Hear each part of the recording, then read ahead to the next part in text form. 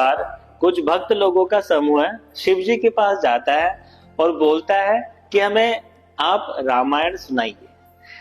तो पता है शिव जी ने कितने श्लोक बोले उस समय रामायण पर? करीबन 100 करोड़ श्लोक बोले।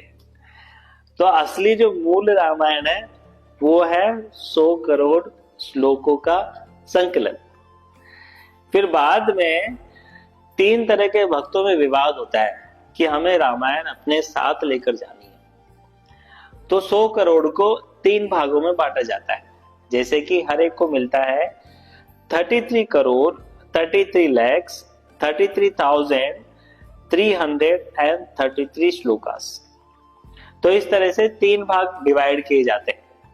डिवाइड होने के बाद भी एक श्लोक बच जाता है।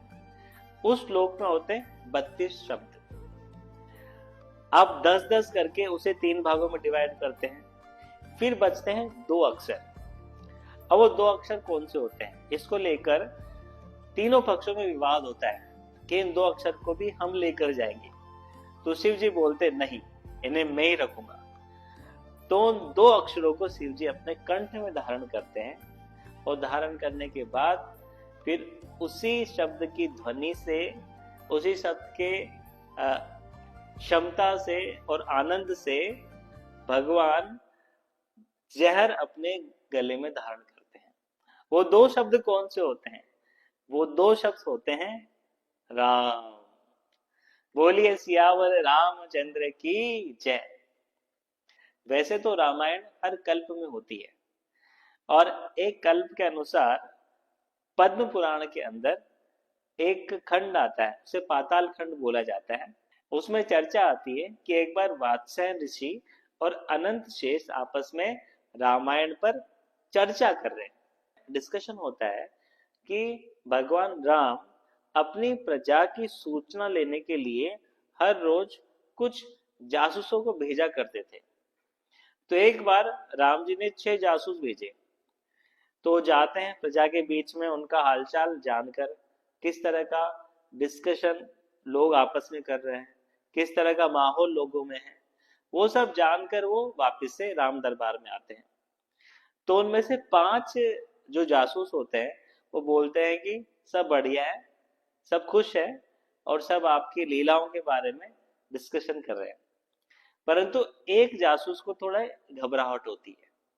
वो बोलता है कि मैं कैसे बताऊं जो मैंने सुना। फिर भगवान राम के बार बार बोलने पर वो बोलता है कि मैं एक वॉशरमैन, एक धोबी के घर के पास रुका। तो वहां पर जो धोबी की जो वाइफ होती है, बिना पति को बताए अपने किसी दूसरे परिवार के लोगों के साथ दूसरे घर में रुक जाती है। जब वो अगले दिन आती है तो धोबी बोलता है कि मैं श्री राम नहीं हूं कि तुम्हें दोबारा स्वीकार कर लूं। इतना सुनना ही था, भगवान राम को बड़ा धक्का लगता है। ये कैसा गलत मैसेज सोसाइटी में जा रहा है। मैं तो नहीं चाहता था कि लोग इस तरह से मेरे बारे में सोचे या फिर बोले। तो फिर वो लक्ष्मण को बोलते हैं, लक्ष्मण मेरा मन हो रहा है कि मैं अपने आप को नष्ट कर लूं। मैंने अपनी परंपरा का प्रॉपर ध्यान नहीं रखा। मैंने अपने पूर्वजों के गुणों को अच्छे से पालित नहीं कर पाया, तो इसलिए मैं अपने आप को नष्ट कर लेता हूं। तो हे लक्ष्मण, या तो आप मुझे नष्ट कर दो या फिर सीता को महल छोड़ने का आदेश दे दो। तो इतना सुनने के बाद लक्ष्मण खुद वहां बेहोश हो जाते हैं। फिर काफी डिस्कशन होता है, चर्चा होती है कि तो नियति का खेल है, इसमें भी कोई ना कोई किसी का भलाई छुपा होगा इत्यादि करके। फिर बाद में जब डिस्कशन चर्चा बढ़ती है तो पता लगता है कि जब जानकी जी अपने घर पर थी, अपने पिताश्री के घर पर रहती थी, तो उस समय 2 शुक, एक नर और एक मादा, वो सीता जी के बगीचे में आए और आपस में वो कुछ डिस्कशन कर रहे थे, कुछ चर्चा कर रहे थे। वो बोल रहे थे एक दूसरे को कि सुना है कि भगवान राम इस मिथिला में आएंगे, मिथिला में आकर जानकी जी है उनसे विवाह करेंगे, धनुष तोड़ेंगे। तो उस बगीचे में सीता जी भी वहां बैठी हुई है। वो सुनती है मेरे बारे में ये कौन चर्चा कर रहा है। तो पूछती है कि आप किसके बारे में चर्चा कर रहे हो, आपको किसने बताया?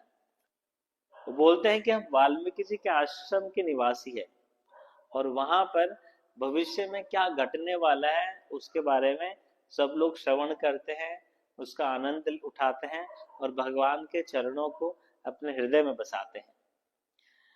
तो फिर जानकी जी की उत्सुकता बढ़ जाती है कि राम कैसे दिखते हैं, कौन है, यहाँ पर कब आएंगे, किस तरह से धनुष तोड़ेंगे, फिर आगे क्या होगा, सब कुछ जानना चाहती है। तो उसमें से जो नरशुक होता है वो बोलता है कि हे माते, अभी जो मेरी पत्नी है, मतलब मादा शुक, वो अभी गर्भवती है, तो एक बार संतान हो जाए फिर हम पुनः आपके पास आकर आपको सब कुछ बताएंगे। पर सीता जी नहीं मानती, वो बोलती कि नहीं, मुझे तो जानना है, मुझे तो समझना, आप मुझे पूरी कहानी बताओ। तो बहुत इंसिस्ट करती है और इसी बीच में जो मादा शुक थी वो प्रेग्नेंट थी, वो गर्भवती थी, उसकी मृत्यु हो जाती है, वो देह छोड़ देती है। और ये सब देखने के बाद जो नर शुक था वो भी सरयू नदी में डूब जाता है। डूबते डूबते वो बोलता है कि मैं भी आपके और राम जी के विच्छेद का कारण बनूंगा, और वही नर शुक अगले जन्म में धोबी बनता है और उसका नाम होता है क्रोधना। तो इस तरह से हर चीज का कोई ना कोई कारण होता है। तो हर व्यक्ति को हमें समय देना है, हमें जजमेंटल नहीं होना है, हृदय में राम की छवि हमेशा बनाए रखनी है और अपना कर्तव्य करते हुए आध्यात्मिक जीवन में आगे बढ़ना है। जय श्री राम।